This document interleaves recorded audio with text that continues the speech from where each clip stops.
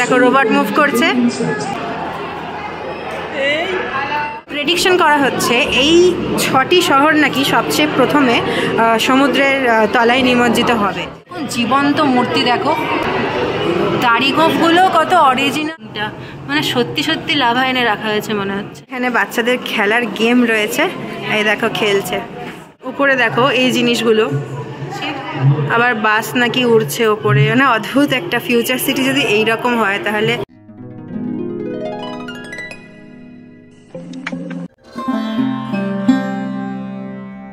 Hello guys, কেমন আছো তোমরা সবাই?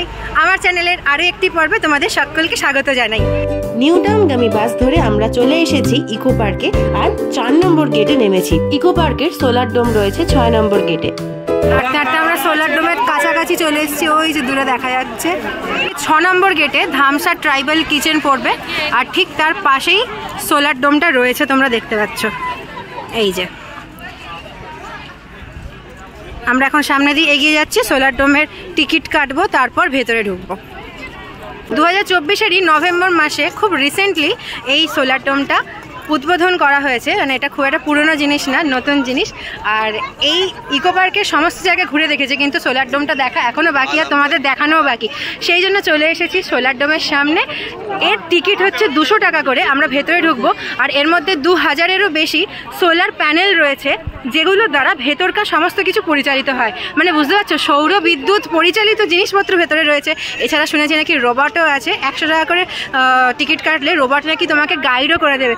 আজকের ভিডিওটা খুব ইন্টারেস্টিং হতে চলেছে। কিন্তু আমরা সোলার ডোমের এন্ট্রি গেটের কাছে চলে এসেছি। এই যে লেখা আছে এখানে রিনিউয়েবল এনার্জি মিউজিয়াম। এই দেখো পৌঁছে গেছি অলরেডি। দেখো এখানে টিকিট প্রাইস লেখা রয়েছে, সবার জন্যই 200 টাকা করে। আর রোবটকে তুমি যদি নিতে চাও তাহলে 100 টাকা করে দিতে হবে। স্টুডেন্টদের জন্য, যদি স্টুডেন্টরা গ্রুপ ট্যুরে আসো তাহলে 100 টাকা করে দিতে হবে, সেক্ষেত্রে 200 টাকা করে লাগবে না। 3 বছরের নিচে বাচ্চাদের কোনো প্রাইস লাগবে না। এই দেখো এই পুরো ডোমটা কিন্তু অনেকটা এরিয়া জুড়ে। আমরা এখন ভেতরে যাচ্ছি। এই দেখো এটা টিকিট কাউন্টার।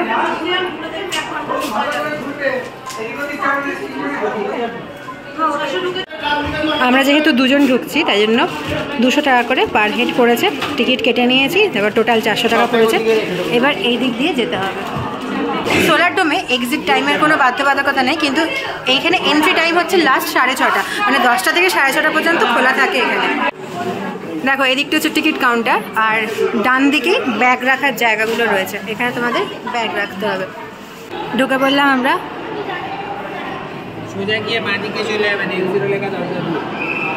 আমাদের ডাইরেকশন দিল সোজা গিয়ে বাঁদিকে যেতে।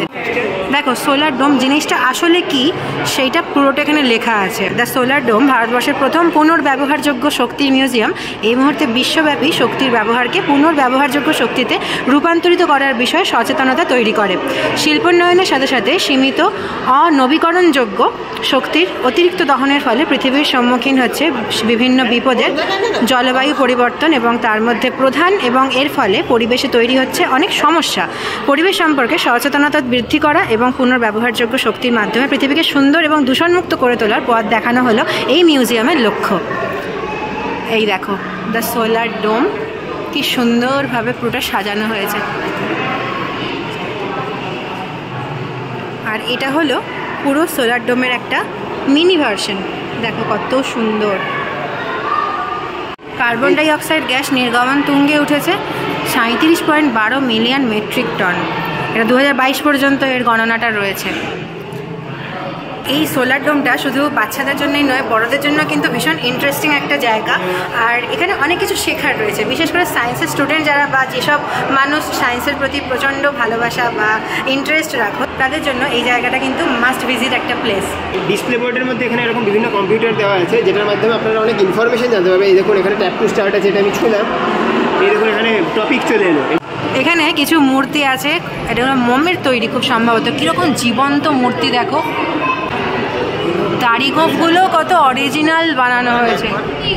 জলবায়ু পরিবর্তনের ফলে 2022 সালের জুন জুলাই মাসের সবচেয়ে উষ্ণতম সময় ছিল, আর দ্য বার্নিং আর্থের একটা প্রতিভূ এখানে তুলে ধরা হয়েছে লাইটিংয়ের মাধ্যমে। দেখো এখানে বলা হচ্ছে নাকি 2050 সালে এই সমস্ত অঞ্চলে সাগরাঙ্ক ভীষণভাবে বৃদ্ধি পাবে, আর এই 6টি শহর সর্বপ্রথম জলের তলায় নিমজ্জিত হবে নাকি।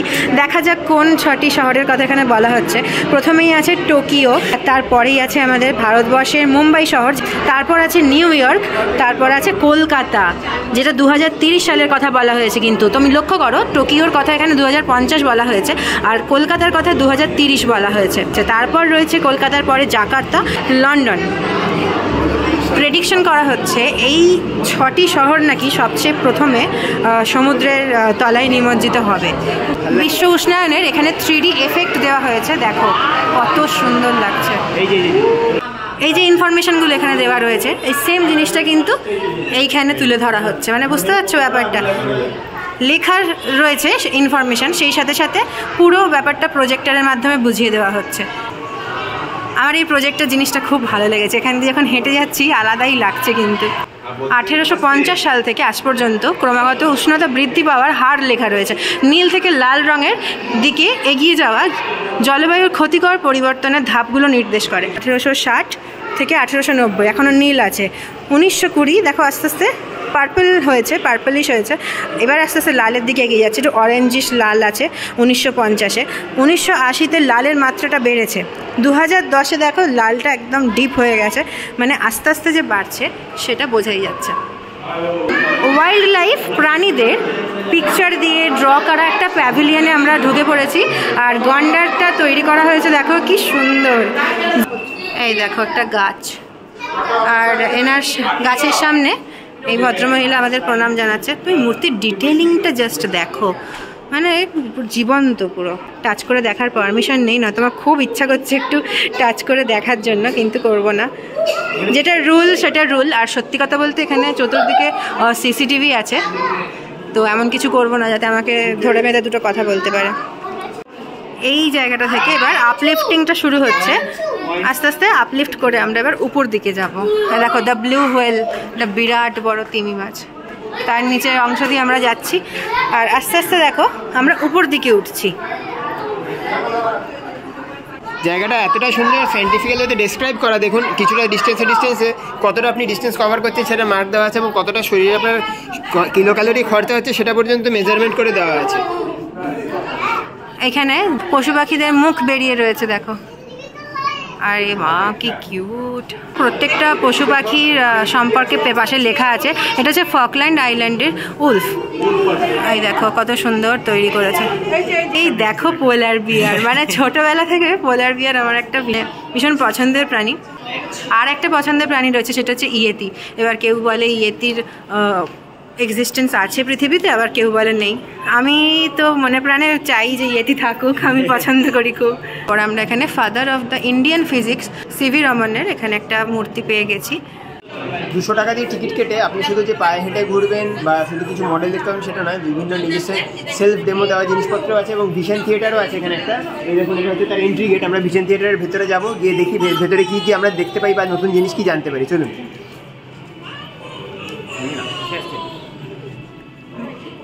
ওই দিকটা খুব সুন্দর, যেগুলো এক্সটিংক্ট স্পিসিসগুলো আছে না, সেই কারণে শক্তির দামে আসে স্থায়িত্ব। জীবাশ্ম জ্বালানির দাম ক্রমাগত বাড়ার ফলে যে ভৌগোলিক তথা কূটনৈতিক ঝোড়ঝামেলা সৃষ্টি হয় তারও নিরসন করে। দেখো সোলার প্যানেলটা ওপরে রয়েছে, আর প্রজেক্টরের আলোগুলো গিয়ে স্ক্রিনের ওপর পড়ছে, আর এখানে পুরো শোটা তৈরি করছে। থিয়েটার থেকে বেরিয়ে এলাম, বেরিয়ে এসে এই সোজা রাস্তাটি দিয়ে গিয়ে দেখবো এখনো কি কি দেখার আছে। এখন আমরা 2 নম্বর ভিশন থিয়েটারে ঢুকছি, আর এগুলো একদম ফ্রি, এতে কোনো চার্জ লাগছে না।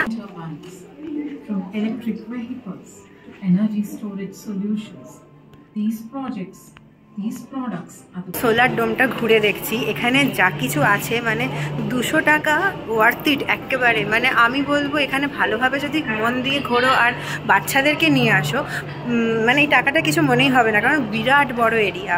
প্রচুর বড় চত্বর, তাই না? এখনো আমরা এই এতটা দেখলাম তো, এই থিয়েটারের পরে এখনো 5টা ফ্লোর বাকি আছে। এবার জাস্ট ইমাজিন করে নিন এরকম আপলিফট করতে করতে আমরা উপরে উঠবো। থিয়েটার 2 থেকে বেরিয়ে হাঁটতে হাঁটতে এই দৃশ্যটা জাস্ট দেখো। এই যে নিচে এই যে গাড়িটা দেখতে পাচ্ছ, এই সাইড দিয়ে আমরা ঢুকেছি, দিয়ে এই দিক দিয়ে আমরা গেছি। আর এই দোতলা থেকে কি ভালো লাগছে দেখতে, দেখো। আর ওই ওপরে সূর্য, এই সূর্যটা আমার অসাধারণ লেগেছে। কন্টিনিউয়াসলি যে লাইটের এফেক্টটা দিয়েছে না, এটা একটা অরিজিনালিটি নিয়ে এসছে। এই জায়গাটাতে জলবিদ্যুৎ কেন্দ্রের একটা ডেমো মডেল করা আছে, দেখো।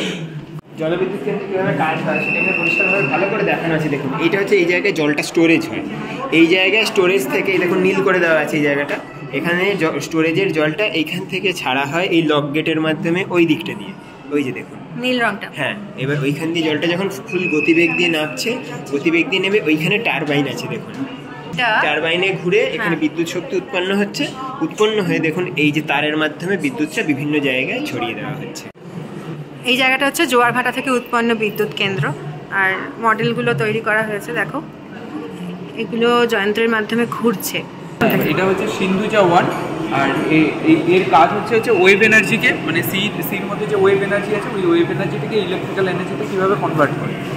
আর তারপরে এইখানে সবটাই লেখা আছে যে কিভাবে কি হয়। সমুদ্রের যে ঢেউটা আছে সেইটাকে কাজে লাগিয়ে, ঢেউটাকে কাজে লাগিয়ে যে আমরা ইলেকট্রিক্যাল এনার্জিটা প্রডিউস করি, ওটাকে আমরা ইউজ করে আমরা সব জায়গায় প্রোভাইড করি। এটা হচ্ছে উইন্ড ফার্ম।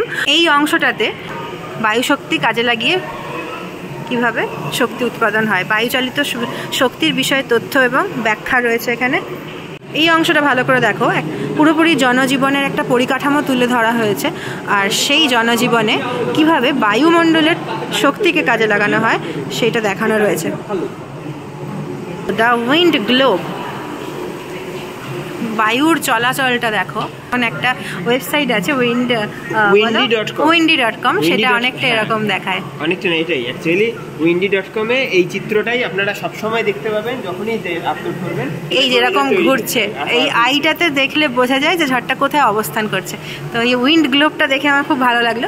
এবার আমরা উপরে যাব। বিখ্যাত বাঙালি বিজ্ঞানী Satyendranath Bose, father of the God particle. এই দেখো, ইনি বসে আছেন একদম জীবন্ত। জিওথার্মাল গ্যালারি, এটা ভূগর্ভের থাকা জিওথার্মাল এনার্জি মানুষের আভ্যন্তরীণ শক্তির কথা মনে করায়, আর সেইগুলোই এখানে দেখানো হয়েছে। এ দেখো, ভূগর্ভস্থ আগ্নেয়গিরির লাভা কি দারুণ তৈরি করেছে দেখো, মানে সত্যি সত্যি লাভা এনে রাখা হয়েছে মনে হচ্ছে। ও ভূগর্ভে থাকা শক্তির মাত্র 0.1% মানব সভ্যতাকে 20 লক্ষ বছর চালাতে পারে। তোমরা কি এই কথাটা জানতে? মানে আমি তো জানতাম না, আমার কোনো আইডিয়া ছিল না। তুমি দেখো এখানে কত কিছু ইনফরমেশন জানার আছে।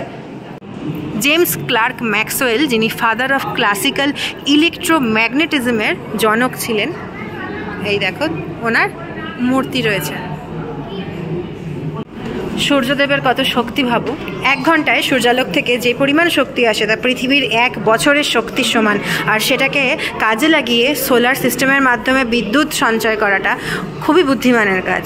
এটা আস্তে আস্তে মানে ছড়িয়ে পড়া উচিত, কি বলো? একদম, এই জিনিস যত বাড়বে তত পরিবেশ বাঁচবে। ভারতবর্ষের অনেক জায়গায় এটা চলছে, কিন্তু আস্তে আস্তে আমাদের কলকাতা সহ অন্যান্য রাজ্যগুলিতেও যাতে হয় সেটা আমরা আশা করতে পারি। দেখতে দেখতে আমরা 4th ফ্লোরে চলে এসেছি। আর এখানে দেখো লার্ন অ্যান্ড ফান, আর একটা মূর্তি রয়েছে এখানে, যিনি হলেন Albert Einstein, father of modern physics. ওনার সেই বিখ্যাত হাস্যরত মূর্তি যেটা আমরা সবাই পছন্দ করি। এই পাগল মানুষটি ছিল বলে আমরা ফিজিক্সের কত কিছু জানতে পেরেছি এবং নিজেদের উন্নত করতে পেরেছি। নতুন নতুন ধ্যান ধারণা নিয়ে বিজ্ঞান অনেক সমৃদ্ধ হয়েছে। দেখো, এটা যেহেতু একটা ফান জোন, সেই জন্য এখানে বাচ্চাদের খেলার গেম রয়েছে। এই দেখো খেলছে। না, হিটটা এখানে বসে তাহলে উপরে যাবে না, এইখানে কেন যাচ্ছে? এটাকে না, গেমিং জোন রয়েছে এখানে 2টো দেখতে পাচ্ছি, এই আর একটা রয়েছে।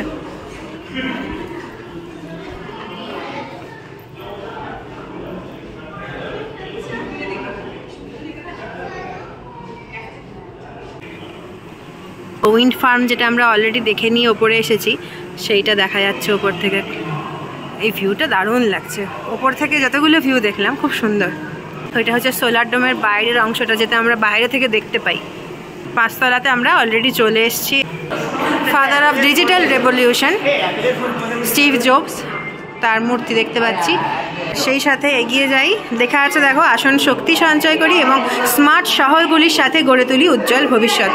কিন্তু আমরা স্মার্ট শহর কি কাকে বলতে পারি, মানে what is a smart city, সেইটাই এখানে লেখা আছে দেখো। Traffic management, education, internet and things, smart health, public safety, air pollution, open data, সমস্তটা এখানে লেখা রয়েছে দেখো। এইগুলো যখন সব কিছু থাকবে তখন আমরা একটা সিটিকে স্মার্ট সিটি বলতে পারি। 5th ফ্লোরে সমস্ত রুমগুলো শেষ হয়ে গেছে। এবার আমরা যেদিকে এগিয়ে চলেছি সেটা হচ্ছে ক্যাফেটেরিয়া। দেখো ফুড জোন, এটা সোলার ডোমের ভেতরেও ফুড জোন রয়েছে।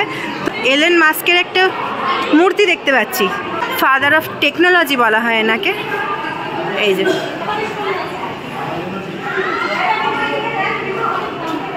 আমরা সোলার ডোমের অলমোস্ট শেষ পর্যায়ে চলে এসেছি, আর এটা একদম ওপরের কক্ষ।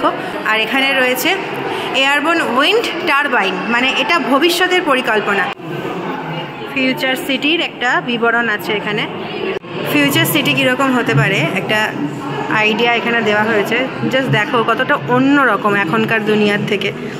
দেখো রাস্তাঘাট পুরো কংক্রিটের জঙ্গল মনে হচ্ছে। আর উপরে দেখো এই জিনিসগুলো, আবার বাস নাকি উড়ছে ওপরে, মানে অদ্ভুত একটা ফিউচার সিটি। যদি এইরকম হয় তাহলে একাধারে তো এক্সাইটিং হবেই, আর অনেকটা অন্যরকম হবে, যেটা এখন আমরা একদমই আন্দাজ করতে পারি না। যেহেতু আমাদের পৃথিবীতে গাছপালা অনেক কমে যাচ্ছে, তাই গাছপালাকে কিভাবে সংরক্ষণ করা যায় আর কিভাবে প্রকৃতিকে আরও বাড়িয়ে তোলা যায়, সবুজের পরিমাণ আরও বাড়ানো যায়, সেটার একটা আইডিয়া এখানে দেওয়া হয়েছে দেখো। ফিউচার স্পেসশিপ টাইপের করে দেওয়া হয়েছে, আর ভেতরে মডেল বসানো রয়েছে। আর সেই সাথে এখানে একটা রোবট রয়েছে। আর এইখানে যে ঢুকে পড়েছে, এখানে সোলার সিস্টেমে চলা কিছু যন্ত্রপাতি রয়েছে, লেখা আছে দেখো, এগুলো সেল আইটেম, তোমরা চাইলে এগুলো কিনতে পারো। সোলার গাছ আছে একটা স্যার, এরপর আপনাদের নর্মালি কী হয়, টবের মধ্যে আমরা জল ফল মাটি দিয়ে গাছ পুঁতি। এটা আপনি টবে লাগিয়ে দিলে যেখানে আপনার রোদ্দুর আছে রেখে দেবেন, তাহলে দেখবেন আপনার অটোমেটিক অন্ধকার হলে চলে যাচ্ছে না, জল দিতে হলো। এটা প্রাইস কত? এটা 1350। 1350। এখানে একটা ফিউচার কারের মডেল তৈরি করে দেওয়া আছে, আর এটা কি সুন্দর দেখো, ব্যাপক। এটা দেখো রোবট মুভ করছে।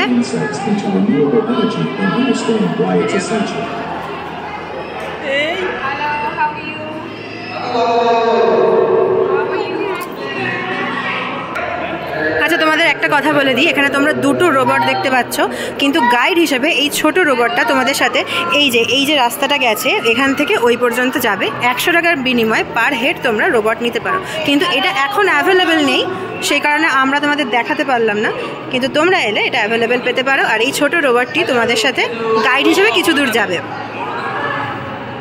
পুরো সোলার ডোমটা তোমাদের খুব ভালোভাবে ঘুরে দেখালাম, মেন জিনিসগুলো, ইন্টারেস্টিং জিনিসগুলো তোমাদের সাথে তুলে ধরলাম। কীরকম লাগলো কমেন্ট করে অবশ্যই জানিও, আর ভালো লাগলে একটা লাইক, শেয়ার এবং সাবস্ক্রাইব প্লিজ করে দিও। এরকমই ভালো ভালো ভিডিও দেখার জন্য চ্যানেলটা সাবস্ক্রাইব করে বেল নোটিফিকেশনটা অবশ্যই অন করে রেখো, যাতে নোটিফিকেশন মিস না যায়। তাহলে দেখা হচ্ছে পরের পর্বে, ততদিন সবাই খুব ভালো থেকো, বাই।